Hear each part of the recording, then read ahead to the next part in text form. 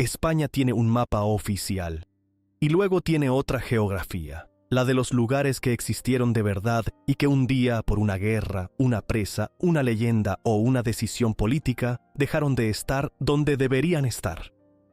Hoy recorremos 10 de esos lugares, pueblos enteros bajo el agua, una ciudad que gobernó medio Mediterráneo y que el propio califato borró de su memoria, una isla que apareció en los mapas oficiales durante 500 años y que ningún barco ha podido tocar 2 veces, y una civilización tan rica que hasta la Biblia parece hablar de sus barcos cargados de oro.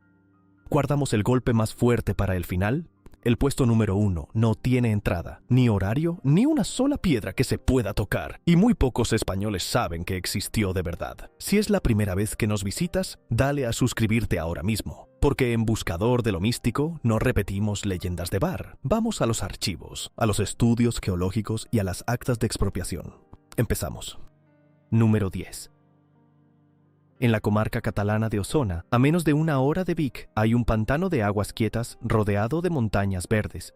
Se llama Pantano de Sau, y la mayoría de quien lo visita en verano solo ve eso: agua, alguna barca, algún pescador. Pero justo en el centro, cuando el nivel baja lo suficiente, emerge una torre cuadrada de piedra que lleva casi 1000 años de pie, aunque durante más de 60 ha pasado la mayor parte del tiempo bajo el agua. Esa torre pertenece a la iglesia de Sant Romà de Sau, consagrada en el año 1061, cuando el pueblo que la rodeaba ya llevaba siglo y medio existiendo junto al río Ter. Sant Romà nunca fue gran cosa. Un puñado de casas de piedra, un molino, un puente medieval y una comunidad que vivía del pastoreo y de los campos de la vega. Nada que hiciera sospechar que aquel rincón discreto de Cataluña acabaría siendo, décadas después, una de las imágenes más fotografiadas de toda España. Todo cambió cuando el régimen franquista decidió represar el río Ter para abastecer de agua y electricidad a una Barcelona que crecía sin parar. El proyecto se aprobó antes de la Guerra Civil, quedó paralizado durante el conflicto y se retomó en 1942. Los vecinos de Sant Romà vieron cómo, poco a poco, la maquinaria se instalaba en el valle mientras ellos seguían yendo a misa y al horno del pueblo como si nada fuera a cambiar de verdad.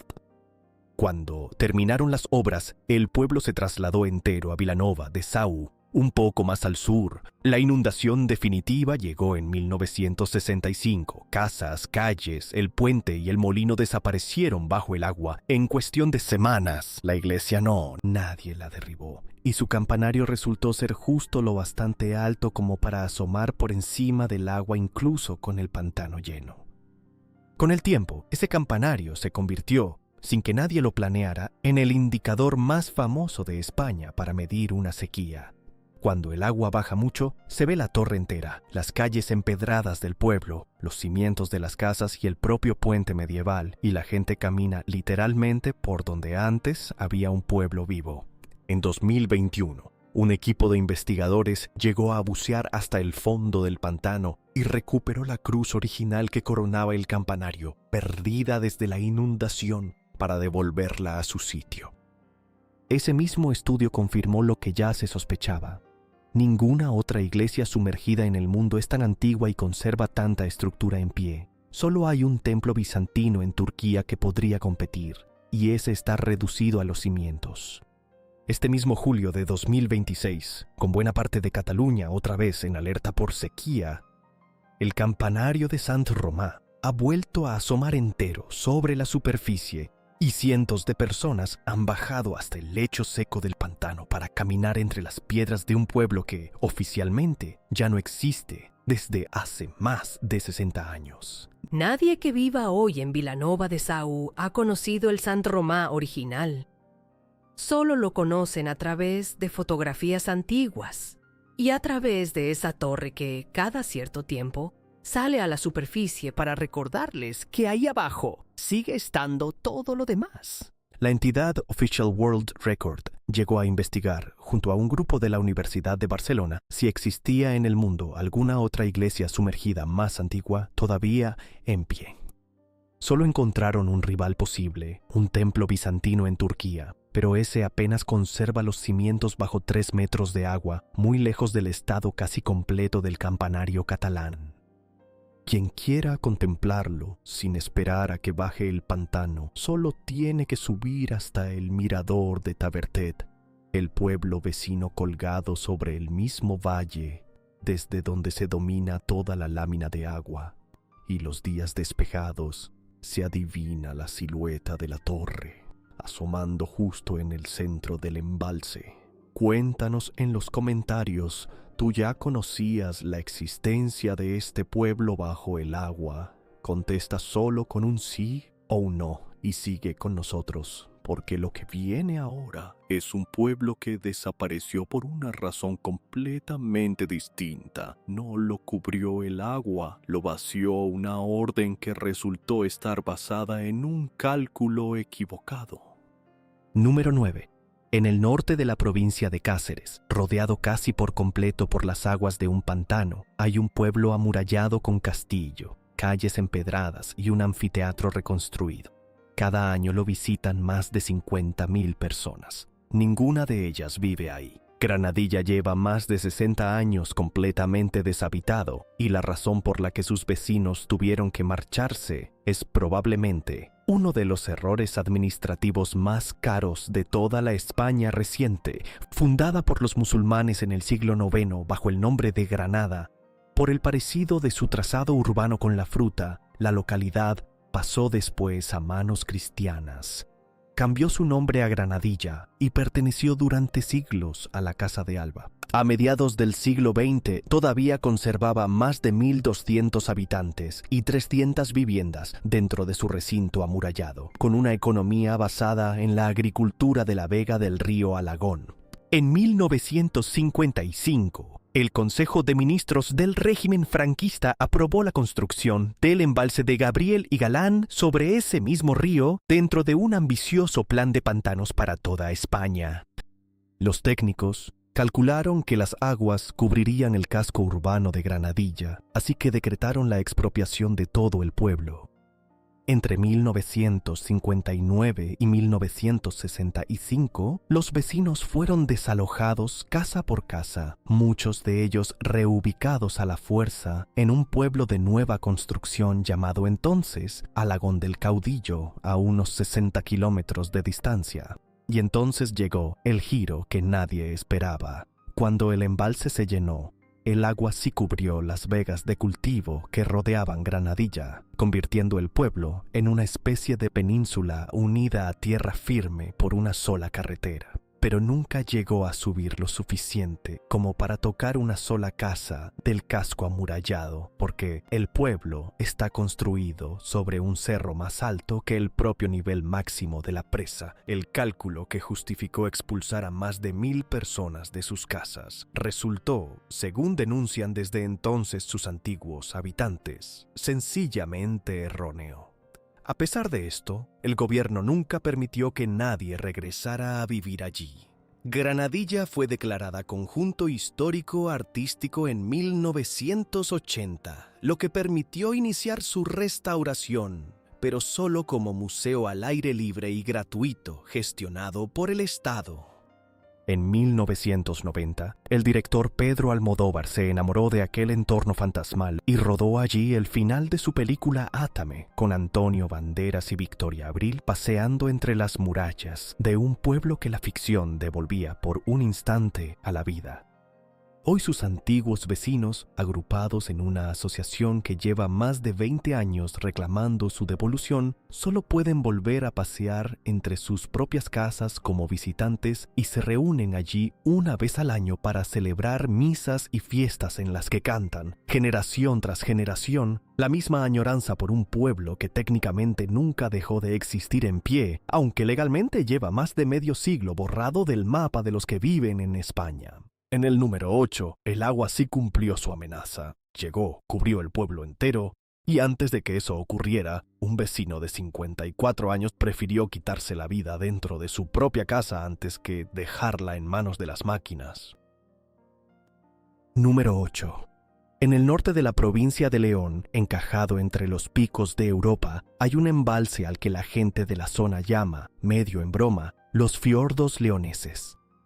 Turistas de toda España suben a hacer rutas en barco y a fotografiar las montañas reflejadas en el agua. Muy pocos de ellos saben que bajo esa lámina azul descansan 9 pueblos enteros y que la historia de cómo llegaron hasta ahí es una de las páginas más duras de la España de los años 80. El proyecto para represar el río Esla en el Valle de Riaño se planteó ya a principios del siglo XX, se retomó durante el franquismo en 1963 y las obras del muro de hormigón arrancaron en 1965. Durante años el proyecto quedó parado y varias generaciones de riañeses crecieron pensando que aquella amenaza terminaría por disolverse como tantas otras. No fue así.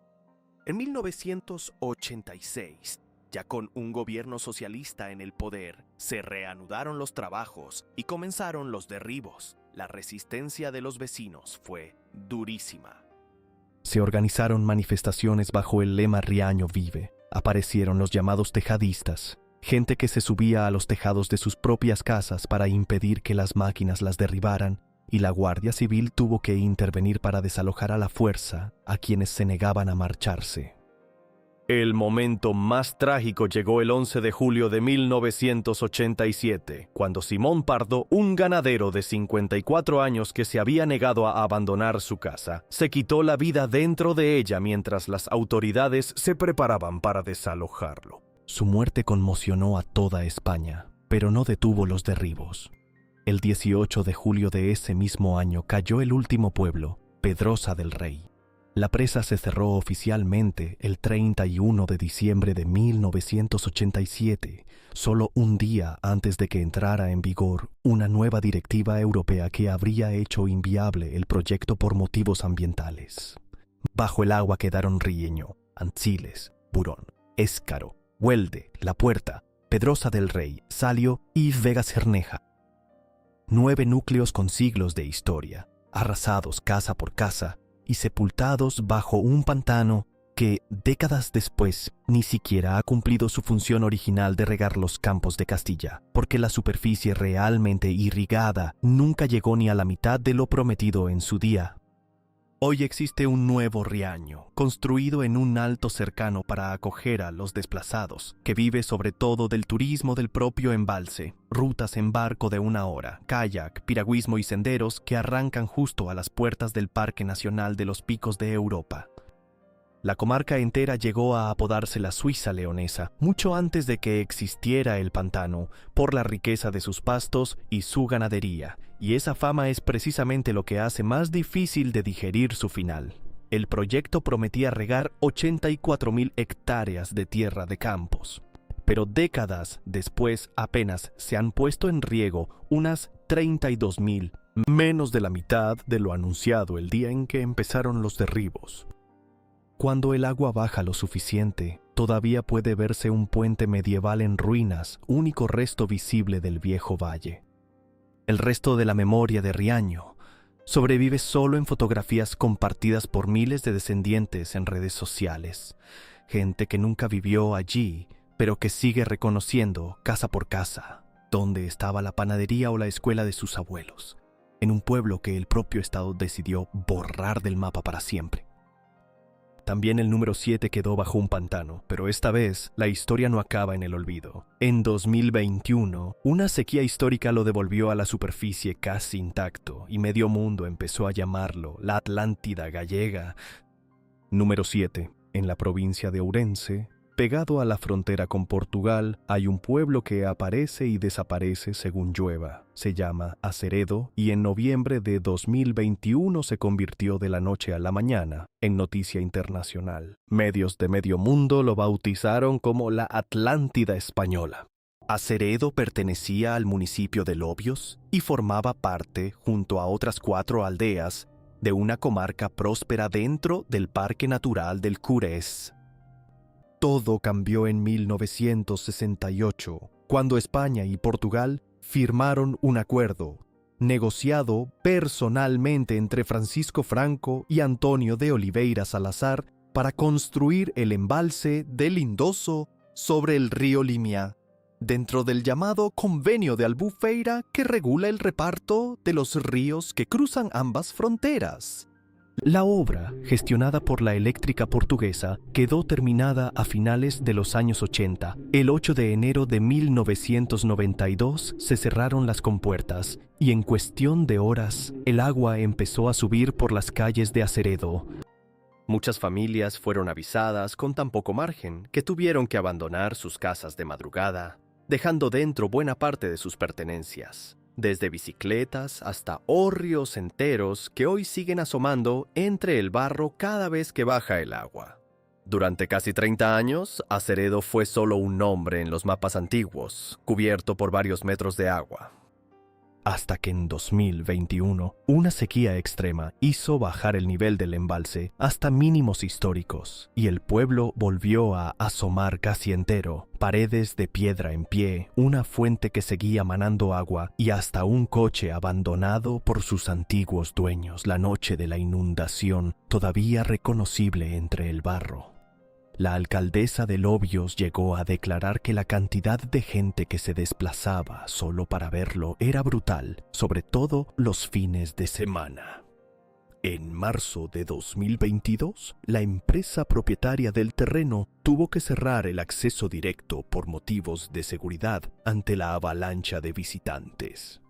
Desde entonces, Aceredo vive un ciclo extraño. Cuando llueve, el embalse se llena y el pueblo vuelve a hundirse en el silencio bajo el agua.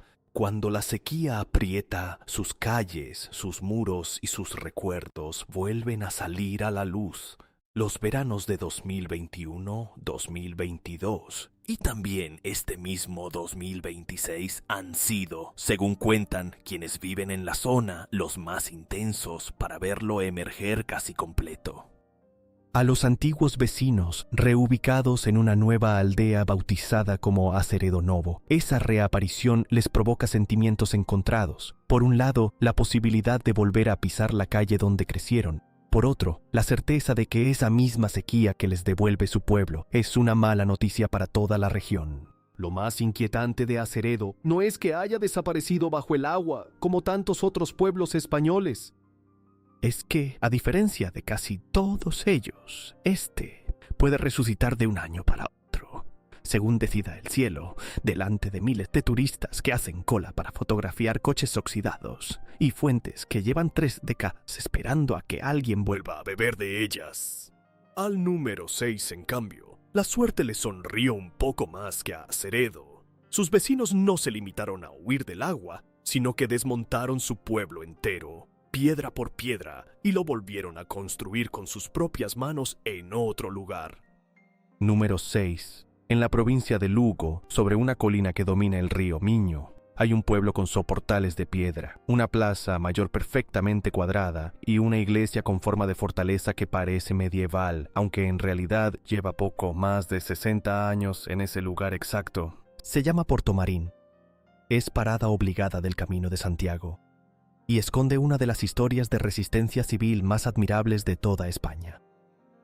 El Portomarín original llevaba siglos junto al Miño, en un cruce de caminos que ya era importante en la Edad Media, cuando los caballeros de la Orden de San Juan de Jerusalén levantaron allí un hospital de peregrinos y la iglesia de San Juan, hoy conocida como San Nicolás. En 1946, aquel conjunto histórico fue declarado oficialmente Conjunto Histórico Artístico. No sirvió de mucho, apenas 11 años después, en 1957, arrancaron las obras del embalse de Belezar, promovido por la eléctrica Fenosa, para producir electricidad a gran escala, y todo el mundo supo que Portomarín tenía los días contados. Los vecinos se enfrentaron entonces a una decisión: aceptar una indemnización y marcharse para siempre, o trasladarse a un pueblo nuevo que se construiría 500 metros más arriba, en el llamado Monte do Cristo. Muchos escogieron quedarse y decidieron que al menos su patrimonio no se hundiría junto con sus casas.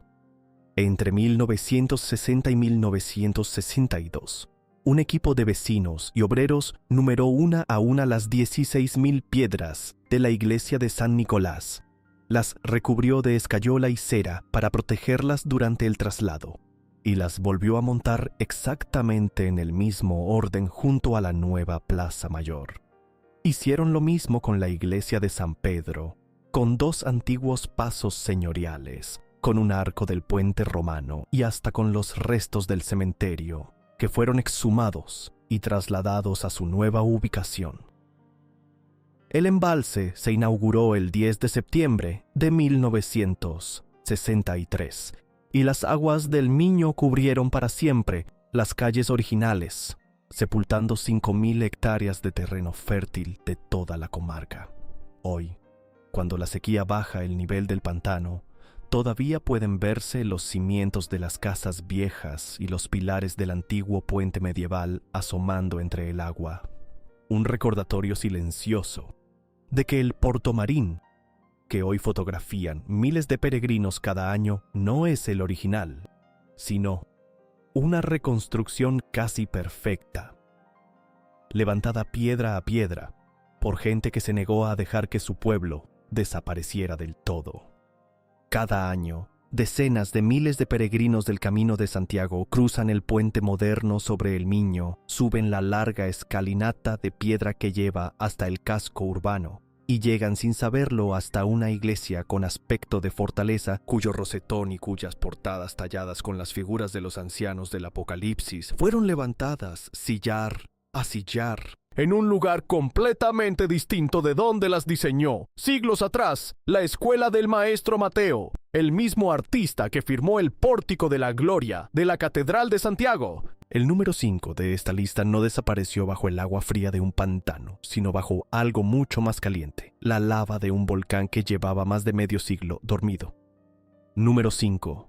En la isla canaria de La Palma, en el municipio de Los Llanos de Aridán, había un núcleo de población llamado Todoque, con su propia iglesia, su escuela y varios cientos de vecinos dedicados al cultivo del plátano. Hoy Todoque ya no existe. No fue destruido por una guerra, ni cubierto por un pantano. Quedó sepultado bajo un río de lava en directo, delante de las cámaras de Medio Mundo. El 19 de septiembre de 2021, a las 3:11 de la tarde, entró en erupción un volcán en la zona de Cumbre Vieja, en un terreno conocido como Cabeza de Vaca. Fue la primera erupción en la isla desde 1971. Miles de vecinos fueron evacuados de inmediato, pero la lava, lenta e imparable, avanzó directamente hacia Todoque. El 22 de septiembre, apenas 3 días después de empezar la erupción, el pueblo amaneció ya parcialmente engullido, con más de 300 edificios sepultados en cuestión de horas. La colada se detuvo durante un tiempo justo frente a la iglesia del pueblo, que se convirtió para muchos palmeros en un símbolo de resistencia frente al volcán. No duró. A comienzos de octubre, la ruptura de uno de los conos principales liberó una nueva colada, más caudalosa, que terminó por engullir también el templo. Al final, el 87% de las construcciones de Todoque quedaron bajo la lava. La erupción se prolongó durante 85 días y 8 horas hasta el 13 de diciembre de 2021, convirtiéndose en la más larga registrada en La Palma desde el siglo XVI. Cuando por fin terminó, la lava había cubierto más de 1.200 hectáreas de la isla, había destruido cerca de 3.000 edificaciones, entre ellas 1.345 viviendas, y había obligado a evacuar a más de 7.000 personas, casi una de cada 10 habitantes de la isla. Los daños totales se calcularon en más de 840 millones de euros. La colada, además, llegó al mar en 2 puntos distintos de la costa y al solidificarse, creó nuevas penínsulas de tierra que ensancharon la propia isla en varias decenas de hectáreas. Hoy, sobrevolar la zona en dron muestra un paisaje lunar de roca negra, donde antes había plataneras, calles y casas con nombre y apellido. Bajo esa capa de piedra volcánica, que en algunos puntos supera los 10 metros de espesor, sigue estando intacto y sepultado todo lo que fue Todoque. Los cimientos de la iglesia, la escuela, los patios de las casas donde los vecinos celebraban sus fiestas. El pueblo no aparece ya en ningún plano oficial de La Palma. Su nombre sobrevive únicamente en la memoria de quienes lo perdieron y en el propio volcán que las autoridades canarias terminaron bautizando meses después con el nombre Guanche de Tajogaite. Antes de aquella erupción, la última que había vivido la isla fue la del volcán Teneguía. En 1971, un episodio breve y casi pintoresco que hizo pensar a los más jóvenes que la de 2021 también sería cosa de unos días.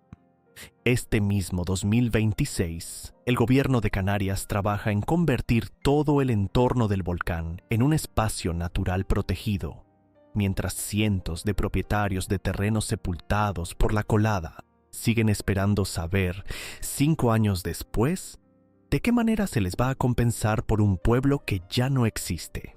También en el número 4, sus habitantes decidieron el propio final, aunque de una forma mucho más radical. Antes que rendirse, prefirieron dejar de existir. Número 4. A pocos kilómetros al norte de la ciudad de Soria, sobre una colina suave conocida como el Cerro de la Muela, se conservan los restos de una ciudad celtíbera que resistió durante 2 décadas al ejército más poderoso del mundo antiguo y que terminó desapareciendo del mapa de una forma que los propios romanos consideraron a la vez heroica y aterradora.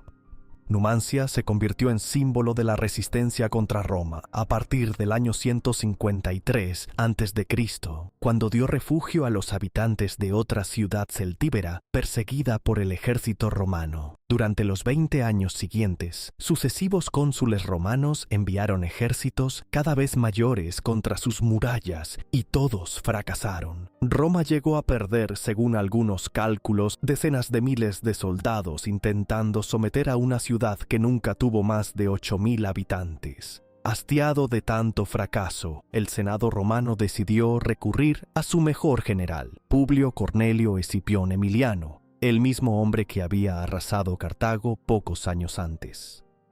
Escipión llegó a Numancia en el año 134 a.C. al mando de un ejército de más de 60.000 hombres y decidió no atacar directamente. En su lugar, ordenó levantar un cerco de casi 9 kilómetros de perímetro alrededor de la ciudad, con 7 campamentos fortificados, fosos, empalizadas y torres de vigilancia cada pocos metros.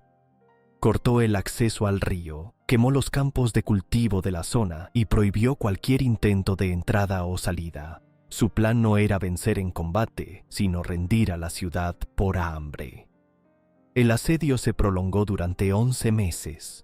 Según los cronistas romanos, dentro de las murallas, la desesperación llegó a extremos que hoy resultan difíciles de imaginar. Se cosieron cueros y pieles para comer, y varios testimonios antiguos hablan incluso de canibalismo entre los propios sitiados. Cuando quedó claro que no había escapatoria posible, los numantinos prefirieron una última forma de resistencia. En el verano del año 133 a.C., la mayoría de los habitantes que aún quedaban con vida decidieron quitarse la vida antes que entregarse como esclavos a Roma. Prendieron fuego a sus propias casas y se dejaron morir dentro de ellas. Cuando las tropas de Escipión entraron por fin en la ciudad, apenas encontraron supervivientes. Unos pocos fueron llevados a Roma para desfilar encadenados en el triunfo del general que había acabado con ellos. Numancia nunca volvió a ser reconstruida como ciudad celtíbera. Los romanos levantaron después sus propias edificaciones sobre las ruinas, y hoy los visitantes pueden recorrer 2 ciudades superpuestas en un mismo yacimiento: la celtíbera quemada y silenciosa y la romana construida literalmente sobre sus cenizas. Miguel de Cervantes escribió sobre este episodio una de sus obras de teatro más conocidas, y desde entonces Numancia se convirtió en sinónimo, en español, de resistencia hasta las últimas consecuencias. Todavía hoy se llama numantina a cualquier defensa desesperada, sin esperanza de victoria, ya sea en política, en el deporte o en la vida cotidiana. En el propio yacimiento, un monumento a los héroes de Numancia, levantado en 1842 sobre los restos de unas antiguas termas romanas, recibe cada año a miles de visitantes que llegan hasta el centro de interpretación cercano para entender, antes de subir al cerro, lo que ocurrió allí. Pocos de ellos saben que están pisando, en el sentido más literal posible, el lugar donde un pueblo entero decidió borrarse a sí mismo del mapa antes que someterse. El número 3 también fue una ciudad destruida por una guerra, pero esta vez no hablamos de un pueblo celtíbero, sino de la capital de un imperio que llegó a ser la envidia de media Europa medieval. Número 3. A pocos kilómetros de Córdoba, a los pies de Sierra Morena, se extiende un yacimiento arqueológico de 112 hectáreas que en su momento de mayor esplendor fue, probablemente, la ciudad más avanzada de toda Europa occidental. Se llama Medina Azahara y su historia tiene todos los ingredientes de una tragedia clásica. Ambición, guerra civil y un olvido que duró casi 900 años. La construcción arrancó en el año 936 por orden del primer califa de Córdoba, Abderramán III, que quería una ciudad propia desde la que gobernar, símbolo de su poder frente a sus rivales del norte de África. Durante los 40 años siguientes se levantaron palacios, mezquitas, jardines con canales y fuentes y hasta una casa de la moneda propia. Embajadas de Constantinopla, del Sacro Imperio y de los reinos cristianos de la península viajaron hasta allí para presenciar aquel derroche de riqueza. Solo se ha excavado hasta hoy alrededor de un 10% de toda la superficie original, y eso ya basta para considerarla el yacimiento islámico más importante de toda España. El esplendor duró apenas 70 años. Tras la muerte del califa Al-Hakam II, el poder quedó en manos de un niño y de un régimen cada vez más débil, hasta que en el año 1009 estalló una guerra civil conocida como la Fitna, que acabaría por completo con el califato de Córdoba. Medina Azahara, símbolo del poder que se disputaban las distintas facciones, fue saqueada y destruida entre los años 1009 y 1010 por tropas bereberes.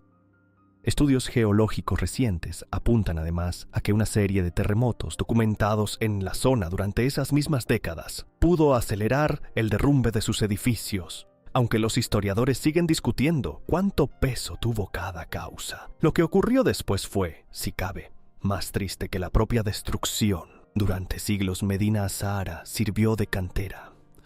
Sus sillares, sus columnas y sus mármoles se reutilizaron en construcciones de toda la ciudad de Córdoba, incluido el cercano monasterio de San Jerónimo. Cuando el rey Fernando III conquistó Córdoba en 1236, los restos de la ciudad palatina ya ni siquiera eran reconocibles en el horizonte y quedaron rebautizados simplemente como Córdoba la Vieja. Durante casi 900 años nadie supo con certeza qué se escondía bajo aquellas ruinas, ni su nombre real, ni su función, ni quién la había construido.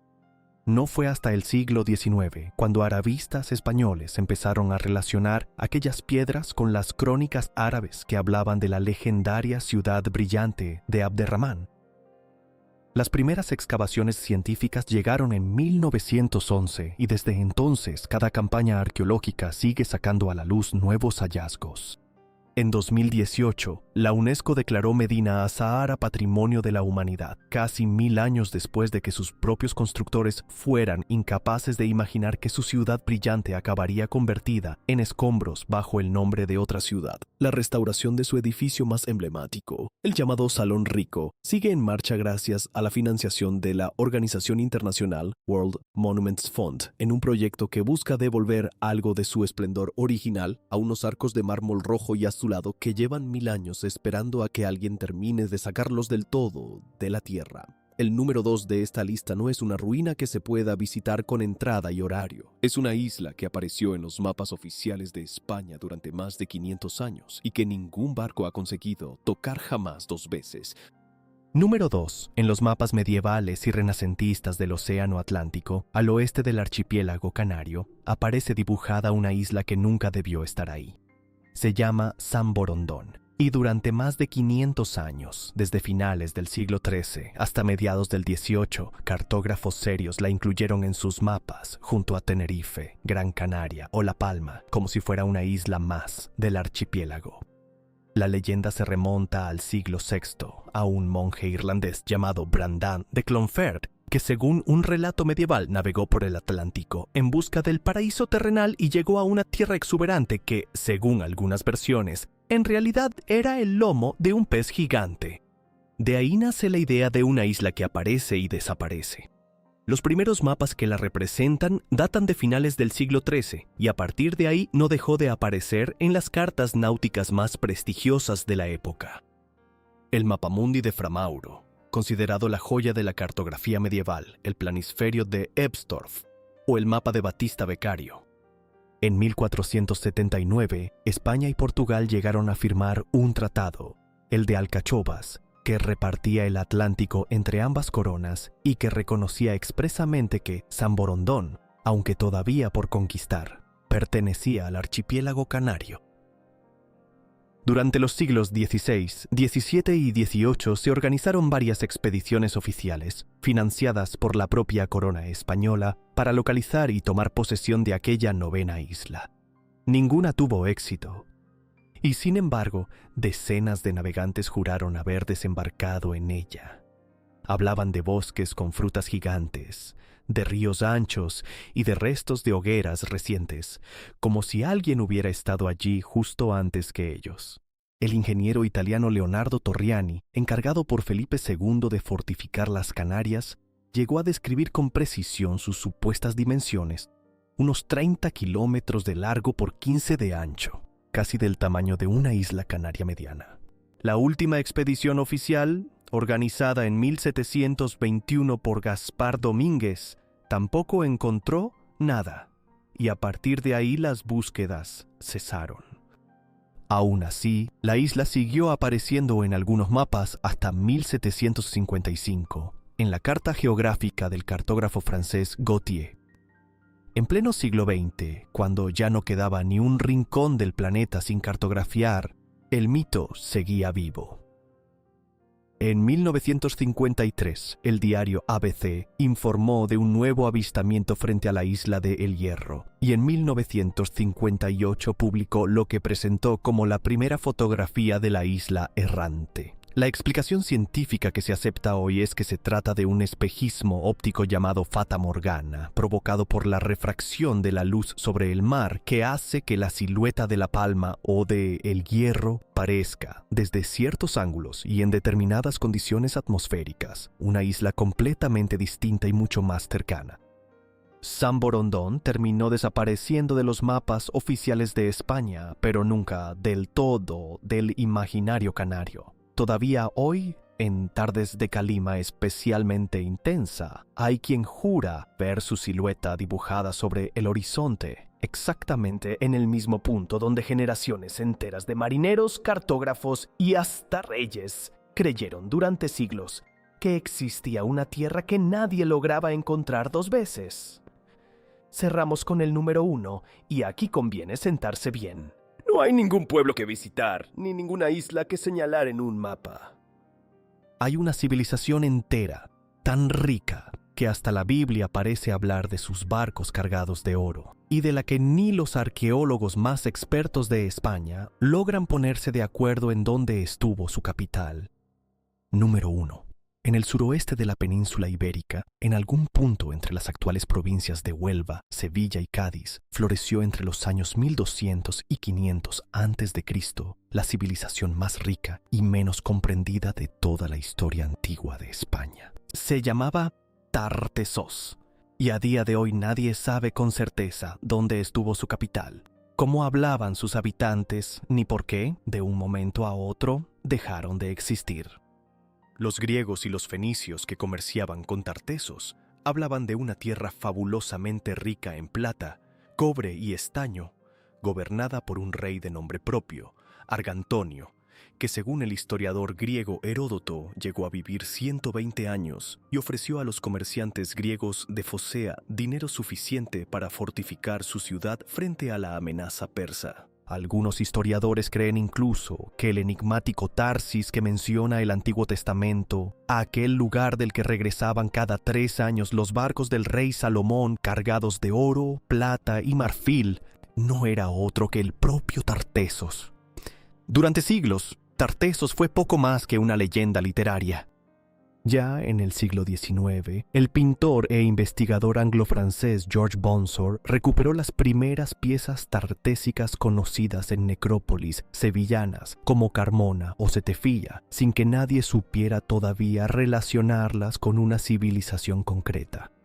Todo cambió en 1923, gracias al trabajo del arqueólogo alemán Adolf Schulten, que se dedicó a rastrear en las marismas de Doñana los mismos indicios que décadas antes habían llevado a otro alemán, Heinrich Schliemann, a descubrir la Troya real bajo un montículo de tierra. Schulten no encontró la ciudad, pero sí abrió una vía de investigación que en 1985 dio uno de sus mayores frutos: el hallazgo en Camas, cerca de Sevilla, del tesoro del Carambolo, un conjunto de joyas de oro macizo que confirmó de golpe la riqueza real de aquella civilización. El giro más reciente, y probablemente el más importante, llegó con las excavaciones del yacimiento de Casas del Turuñuelo, en la provincia de Badajoz, que el equipo del Instituto de Arqueología de Mérida lleva estudiando de forma intensiva desde 2014. Allí apareció, entre otras cosas, un sacrificio masivo de caballos cuidadosamente dispuesto, una bañera tallada en un único bloque de piedra sin ningún paralelo conocido en toda la península, y, en los últimos años, algo que se creía imposible: varios rostros humanos tallados en piedra, las primeras representaciones figurativas conocidas de una cultura que hasta entonces se consideraba incapaz de representar la figura humana.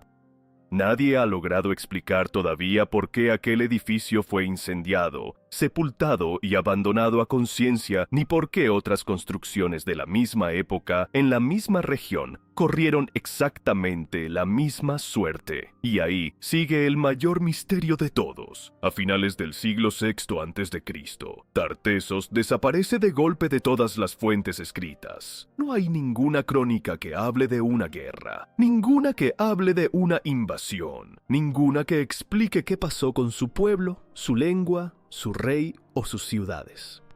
Simplemente, un día dejaron de mencionarla. Algunos investigadores apuntan a un colapso comercial tras perder a sus aliados griegos en una batalla naval frente a Córcega, otros a un cambio climático que arruinó su agricultura, y no faltan quienes relacionan su final con inundaciones marinas que habrían cambiado por completo la geografía de las marismas, donde, se cree, estuvo su corazón político. Nadie ha encontrado todavía su capital. Nadie ha logrado tampoco leer con seguridad completa su escritura, la más antigua conocida de toda Europa occidental. Por eso Tartessos cierra esta lista en el primer puesto. No es un pueblo que puedas visitar con una entrada, ni una isla que puedas señalar en un mapa. Es la prueba de que España, bajo la tierra que pisamos cada día, todavía guarda una civilización entera que un día simplemente dejó de estar y de la que probablemente solo hemos encontrado hasta ahora una pequeña parte. Con esto cerramos el recorrido. 10 lugares que un día estuvieron ahí, con nombre, con vecinos, con calles, y que la guerra, el agua, un cálculo mal hecho o casi 3000 años de silencio terminaron por borrar del mapa. Ahora te toca a ti. Cuéntanos en los comentarios cuál de estos 10 sitios no tenías ni idea de que existía y súmate a la conversación. Si te han quedado ganas de más, suscríbete a Buscador de lo Místico. Seguimos buscando los rincones de España de los que casi nadie habla. Hasta el próximo vídeo.